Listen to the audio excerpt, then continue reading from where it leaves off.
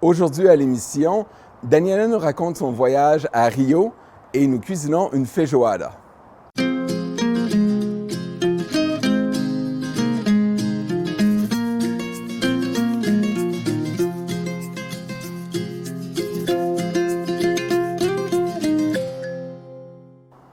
Bienvenue à Bouffe sur la route. Aujourd'hui, on parle Brésil. Daniela, tu es allée visiter ce pays il y a quelques années, je crois. En fait, il y a 2 ans. OK. Oui, avec mon copain et des amis. C'était la première fois c'était la première fois pour moi et Christian, qui est mon copain. Puis on allait rejoindre des amis qui vont là régulièrement parce qu'ils font du MMA. Donc c'est un sport assez connu là-bas. Oui, on a vraiment aimé. Malheureusement, la température n'était pas au rendez-vous.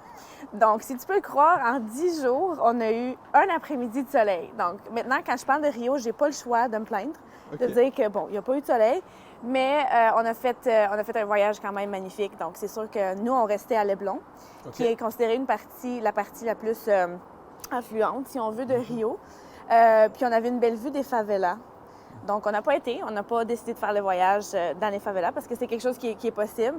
Mais nous, on a décidé de rester en ville. Mais la nuit, c'est quand même spectaculaire de voir les montagnes illuminées parce que, bon, on le sait que c'est quand même courant qu'ils ont leur propre système énergétique et tout. Donc, c'est vraiment quelque chose de très, très, très impressionnant à voir. On a eu la chance aussi de visiter les escaliers Selarón. Okay. Donc ça, je ne sais pas si tu es familier avec Snoop Dogg. Je pense qu'on connaît tous hein? Snoop Dogg. On est hip. La vidéo Beautiful a été filmée directement sur ces marches-là. Okay. Donc c'était quand même impressionnant de voir. On a vraiment fait le tour. C'est quand même une longue marche, une longue montée. Il pleuvait. On l'a fait sous la pluie, mais quand même, c'était encore plus, ça l'ajoutait à l'expérience. Mais vraiment, qu'est-ce qui a été le point marquant du voyage, c'est Christ Rédempteur. Oui. Donc ça, je pense que tout le monde est au courant. Vraiment, l'expérience de monter et d'être à ses pieds, qu'on soit spirituel, religieux, qu'on ait peu importe la croyance, c'est vraiment très énergétique. Bien, justement, c'est quand même, bon, pour ceux là, qui ne peuvent pas nécessairement replacer qu'est-ce que le Christ Rédempteur, c'est cette énorme statue qui représente le Christ, bras ouverts, au sommet d'une montagne. Tu me parlais hors d'onde, justement, de cette connexion-là avec les gens autour de toi lorsqu'on est au pied du Christ. Est-ce que tu peux me parler un peu plus de l'émotion là, qui te gagnait à ce moment-là? Bien, c'est certain que juste le fait de le voir du bas de la ville, c'est déjà en soi quelque chose d'important. Mais plus qu'on augmente en altitude, plus qu'on s'approche, bien moi, je suis quand même quelqu'un d'émotionnel. Donc, je sentais vraiment l'émotion. C'est émouvant. C'était quand même assez émouvant. Il y a beaucoup de monde, mais il y a un respect qui s'installe. C'est une attraction touristique, mais je pense que le fait qu'il y a tellement cette spiritualité-là, les gens se respectent. Il n'y a pas de gens qui se poussent. C'est quand même quelque chose que tout le monde veut avoir une photo. Tout le monde veut faire ça, de pouvoir avoir cette expérience-là. Mais le fait aussi de voir la ville. Donc, normalement, ça dépend de la température, clairement. C'est soit que tu vois le Christ Rédempteur dans sa totalité ou tu vois la ville. OK, c'est comme si c'était à cause des nuages? Exactement, donc à cause de la brume. Moi, je crois qu'on a été chanceux de pouvoir voir le Christ Rédempteur. On ne voyait pas nécessairement toute la ville, mais bon, ça, on ne peut pas tout avoir. C'était vraiment mon highlight, mon point tournant du voyage. Je vais faire un parallèle avec les pyramides d'Égypte. Est-ce que le Christ Rédempteur est vraiment très, très proche de la ville ou c'est vraiment décentré parce que... C'est quand même décentré, donc ça fait partie de la ville, mais c'est comme une protection. Hein? Donc, il y a beaucoup d'histoires derrière ça. Les Brésiliens croient vraiment très, très fort que c'est une protection pour eux. Donc, encore là, ça l'ajoute à ce petit côté émouvant. Puis bon, bien, c'est certain qu'il y a le côté nourriture. Oui, donc, bien sûr. Pour moi, qui est végétarienne des fois, c'est un petit peu, ça m'a pris par surprise parce que le premier soir, on est allé à notre churrascaria. Donc ça, je ne sais pas si vous êtes familier, mais c'est vraiment un endroit où on arrive littéralement et on nous jettent de la viande à quantité incroyable. Des assiettes pleines de viande. Oui, puis ils viennent le couper à la table directement. Ah, oui, OK, c'est Donc, ce une genre de expérience. restaurant là, de couper à la demande. Oui, donc c'est une expérience. Puis vraiment, la seule chose qui est sur le menu, c'est de la viande. Ouais. Mais aussi, bon, ben, c'est sûr qu'il y a des caipirinhas. Caipirinha, donc sur la plage, c'est la boisson typique, OK. qui est comme une limonade extrêmement forte. Forte en alcool ou forte Forte en goût? en alcool et en OK. goût. Donc, c'est sûr que sur la plage, avec le soleil et tout, là, faut pas en prendre trop. Non, hein, mais tu as été chanceuse parce que d'un côté, tu as eu C'est seulement ça, fait que je pouvais plus boire. un après-midi de soleil, donc Ouais. on pouvait profiter de ces Exactement. vacances-là. Exactement. Et tu disais justement le MMA, là, donc le sport de combat. Est-ce que tu as eu l'occasion aussi d'aller voir cette ferveur-là? Parce que c'est vraiment très populaire au Brésil. Exactement. Donc, on a des amis qui ont des centres d'entraînement là-bas. OK. Christian, qui est mon copain, a été capable de faire un entraînement avec ses amis. Ouais. OK. Donc, c'est quand même une belle communauté. Puis, justement, un de nos amis, Guillaume, et sa copine, Jessica, ils vont là à chaque année pour s'entraîner. Puis, bon, il y a des amis là-bas aussi avec qui partagent ça. Fait que je pense que c'est une belle expérience pour Christian. Moi, j'ai pas été. Moi, j'ai resté à la plage. Mais je sais qu'ils sont allés très tôt, sont arrivés à la plage à 10 h. Puis, je pense qu'un des amis qui s'entraînait avec eux, c'est un... Je vais pas dire russe, si je me trompe pas. OK. Fait que, entraînement, shot. OK. Fait que, c'est ça. Ça peut être difficile sur ça le peut être- corps de oui. deux façons. Exactement, mais ça l'ajoute à l'expérience. Ben oui, tout à fait. Si tu avais un dernier souvenir peut-être à partager du Brésil, quel serait ce souvenir? Parce que là, on La parle- plage. La plage. Ben, bon, Ouais. première numéro 1, Christ Rédempteur, ça c'est Ouais. sûr. La plage. Copacabana, la plage Leblon. La vue est complètement magnifique. Donc, on a la vue de Sugar Mountain, OK. montagne de sucre. Oui, montagne de sucre. Oui. Donc, vraiment, la vue est extraordinaire. OK. Les gens, Ouais. les gens aussi. C'est vraiment un de mes top voyages, si on enlève le manque de soleil, ça a vraiment été une belle expérience. Ah, super. Donc, tout de suite après la pause, on va faire cette recette bourrée de viande qu'est la feijoada. Oui, Hein? c'est ça, c'est vrai. Donc, on fait ça tout de suite après la pause.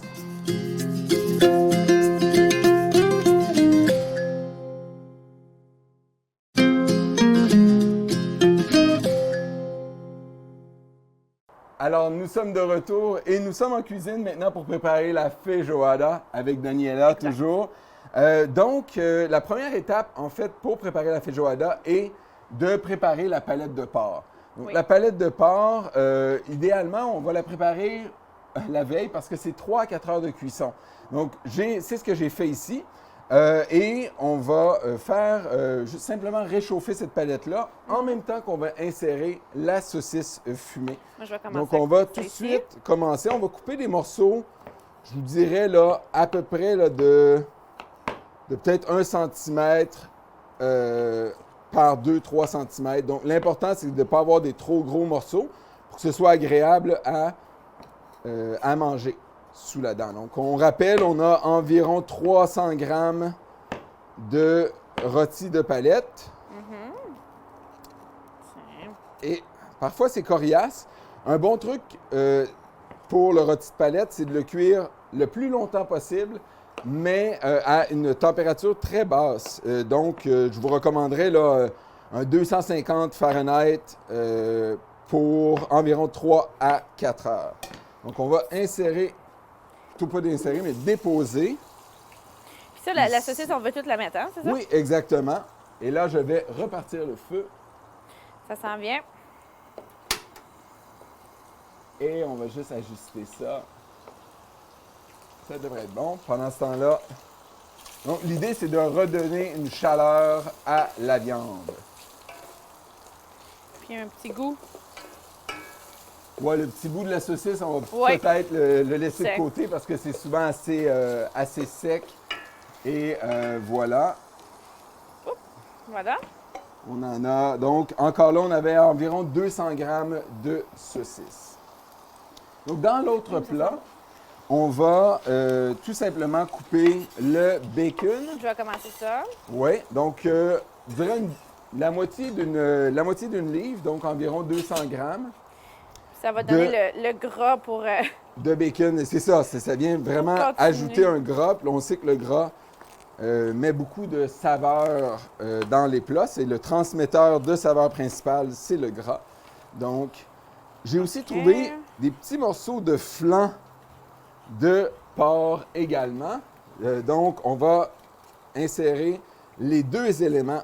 Et là, on va essayer de couper ça en morceaux. Là, je suis désolé si la table bouge un petit peu trop. Et... Moi, je suis prête. Oh, wow! Je le mets dedans? Oui. Puis Et après tu peux ça, même je te continue. risquer, tu peux même te risquer à partir le feu si tu veux. OK, t'es sûr, là? Oh, ouais, T'es sûr vas-y. que- Donc, tourne sur le côté gauche, Oui. quand même beaucoup. Et Ouais. là, on va repartir. Attends une minute. Attends. Ah, Ah, ici. là. OK, Et là, c'est parfait. parti. On va baisser un peu le... Puis C'est est-ce que... toujours, en camping, c'est la joie de gérer l'intensité des feux. Est-ce que tu veux que je continue avec l'oignon? Oui, l'oignon, moi, je vais faire l'ail pendant ce temps-là. OK. Donc, on va tourner un peu les choses. Là, ici, Ça sent bon. on voit, là, ça réchauffe très, très bien. Mais moi, je le vois. Je sais que la casserole est assez profonde, donc on va vous montrer ça un peu plus tard. L'idée, encore là, comme je vous disais, c'est de réchauffer la viande de ce côté-là, parce que tout a déjà été cuit. Bon, c'est juste important de ne pas faire de ne pas faire coller les ingrédients dans le fond. Est-ce que tu pleures facile avec des oignons, toi? Comment? Est-ce que tu pleures? Non, Moi non plus, honnêtement, j'ai comme une résistance. t'as fait une résistance? Je sais pas si c'est mes verres de contact. C'est peut-être ça, mais je Ah, pleure peut-être, rarement oui. avec des oignons. Donc, et là, ici, on va donc couper l'ail. Et un bon truc, c'est ça pour éplucher. J'aurais dit rapidement l'ail, c'est de la fracasser comme ça. Et là, ça nous permet d'enlever je veux dire, tout son compartiment. Là, La petite peau. La petite peau d'ail, La petite merci. peau. La petite peau d'ail, je sais pas, c'est pas le terme technique, là, je m'en excuse. Pour les puristes de l'ail, vous pouvez m'envoyer un petit commentaire pour me donner le bon nom de l'ail. Et on coupe. Moi, j'aime beaucoup l'ail, donc la recette, on parle de 2 gousses d'ail, mais vous voyez, j'en ai mis 3 ou 4 parce que On n'a j'adore jamais assez d'ail. l'ail. Je pense que c'est la même chose pour toi, hein? Ah, je te dirais qu'on passe à travers au moins 2 ou 3 gousses d'ail par jour. Bon, On y par va? jour? OK. On y va? Ah, wow. Oui, tout à fait. Donc, je vais te laisser gérer, après que tu aies coupé Oui. le Laisse-moi piment, juste mélanger un petit peu Ouais. ici. je vais te laisser gérer la cuisson, en fait, du bacon. Parfait. C'est pour quelque chose que je connais beaucoup, mais je suis quand même capable de voir quand que la viande est prête. Oui. Effectivement, on sent coupe bon, en pas, tout cas. on coupe pas ça. Je vais juste rapidement laver la carotte. Je suis de retour. Et là, ici, on vient faire des morceaux de carotte. L'idée est Ici. que ça cuise rapidement quand même. Est-ce que je Oui, tourne ça un petit s'il te peu plaît, aussi? j'apprécierais beaucoup. Tiens, je vais juste mettre ça ici pour que ça... Et là, quand ça devient un peu trop gros, on sépare en deux le morceau de carotte. L'idée est d'assurer une cuisson égale parce que on ne veut pas avoir des morceaux de carottes crues au travers. Tiens. Le piment aussi, il faut l'ajouter. Oui, tout à Je fait. m'y mets? Oui, OK. Est-ce que c'était une demi ou tout un? un demi, s'il Rappelle-moi. te plaît. Surtout OK. que le piment et le poivron vert est déjà quand même très, très généreux Ouais. dans son format. Oui. Donc, on y va avec ça. Et j'en profite pour tourner ça. Donc, ici, je vous le dis tout de suite, ce n'est pas une recette santé parce qu'il y a beaucoup de porc à l'intérieur et il y a beaucoup de gras, donc. Et ici, donc, pendant que ça J'arrive. cuit encore, je vais faire quelque chose. Je vais modifier un peu la recette, comme on dit, sur le vif. Et je vais insérer les fèves, les deux cannes, plutôt les deux boîtes de conserve de fèves directement avec les ingrédients qu'on a réchauffés pour permettre au bacon de vraiment bien cuire je dirais, de l'autre côté. Puis peut-être juste mentionner que c'est bien de garder un peu de jus, là, Exactement. pour donner un petit peu plus de sazon. Oui, parce qu'on le sait, hein, comme on dit, feijoada, ça veut dire quand même un plat fait avec des fèves. Fait que donc ça devrait être l'ingrédient principal, même si ça a l'air que le Et bacon. on disait, c'est à peu près ça, une boîte moyenne de tomates. Et donc, j'avais une grosse boîte à la maison. Pourquoi aller acheter au supermarché quand on a déjà les ingrédients à la maison? C'est d'ailleurs une façon de, quand on change des recettes sur le vif, on doit pouvoir jongler justement avec différents ingrédients qu'on a à la maison. Vous n'avez pas de porc, mais vous aimez plus l'agneau. Bon, ça ne devient pas vraiment une feijoada à ce moment-là. Oui, s'il te plaît. Ce n'est pas une feijoada, mais c'est quelque chose qui est similaire quand même. Donc, n'hésitez pas à vous permettre ces substitutions d'ingrédients. Puis souvent, on découvre quelque chose qu'on aime quand on essaie avec la nourriture. C'est comme ça que j'ai commencé à aimer cuisiner. Pas que je fais des grosses recettes à tous les jours, mais non, mais on essaie c'est comme quand ça même. qu'on essaie. Tiens, je vais pas fermer ça. Je vois que... Oh, excuse-moi. Je vais juste repartir le feu ici. Hein? On essaie de ne pas faire calciner nos ingrédients, mais en même temps, c'est important de bien faire cuire le tout. Donc, j'ai augmenté le feu un peu pour pouvoir réchauffer à nouveau autant les tomates que les fèves. Est-ce qu'on mettait un peu de sel entre les étapes ou c'est à la fin seulement? Non, mais c'est un bon moment parce que les épices qui sont mentionnées dans la recette, ce qu'il faut savoir, c'est que ce sont des épices qui habituellement vont permettre la cuisson de la palette de porc. Comme on l'a pré-cuit et je n'avais pas toutes les épices à la maison, ce que j'ai fait tout simplement, c'est de les apporter aujourd'hui et on va les insérer au plat dans quelques instants. Donc, au retour de la pause, on va combiner le tout. On va laisser cuire ça encore quelques minutes. On va combiner le tout après la pause et on vous présente le résultat final un peu plus tard dans l'émission.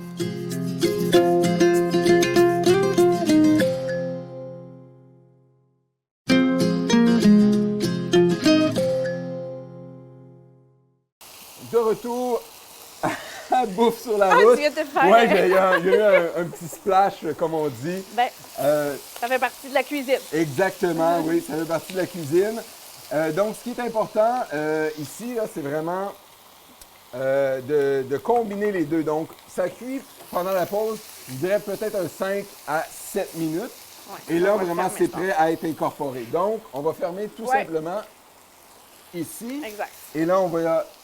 On va faire ça en équipe. Oui, on va faire ça en équipe. Moi, je vais faire ça comme ça, puis toi, tu vas gérer la direction. Oui, essaie de peut-être le tourner un peu pour qu'on le voit à la caméra. OK, tiens. Ah, parfait, parfait.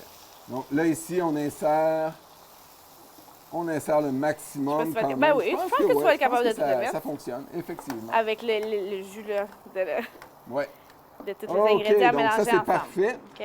Donc, et là, on vient vraiment mélanger le tout. Moi, en attendant, ça je vais commence à être vraiment une bonne mixture. Donc, on voit qu'il y a beaucoup de viande, mais comme on le disait auparavant, il y a beaucoup de fèves aussi. C'est important hein, parce que les fèves noires font partie du plat. Si vous n'avez pas de fèves noires, vous pouvez toujours aller avec des fèves rouges, mais le plat original, c'est vraiment avec des fèves noires. Et en tout cas, il ne manque pas de viande. Il ne manque pas de viande. Il manque pas de fèves. Et là, on ajoute un peu de poivre. C'est rare qu'on me voit mettre du poivre, mais là, je suis la recette. On ajoute un peu de sel également. On va rajouter un petit peu de clou de girofle. Okay. Normalement, c'est vraiment... en fait, on va pincer un clou de girofle dans l'oignon lors de la cuisson du rôti de palette. Mais là, je lui dis, on va en rajouter un peu à la main. Et qu'est-ce que j'ai d'autre ici? Un peu de sauge. Voilà. Puis vous y allez avec les épices que vous aimez, hein, parce qu'à ce point-là, c'est quand même vous qui allez manger ce repas. Et un peu de feuilles de coriandre que j'avais également. Mais vraiment très peu. Donc, pour pouvoir... Vas-y, je te laisse. Tu fais très bien ça, Daniela. Alors, autant que je ne le renverse pas, là.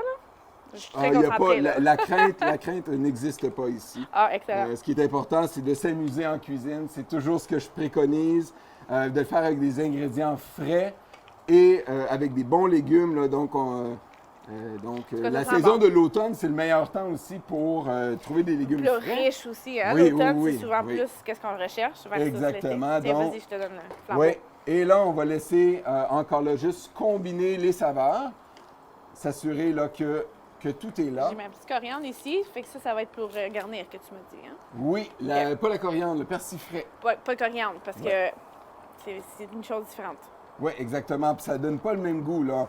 Non, c'est pas tout le monde qui aime ça en plus. Oui, exactement. Oui, c'est une situation qui est bien particulière. Hein? On pourrait faire un débat complet sur la coriandre. Ouais. Donc, voilà, on laisse combiner ça. On va juste faire une micro-pause. On va préparer le plat, on va vous présenter ça.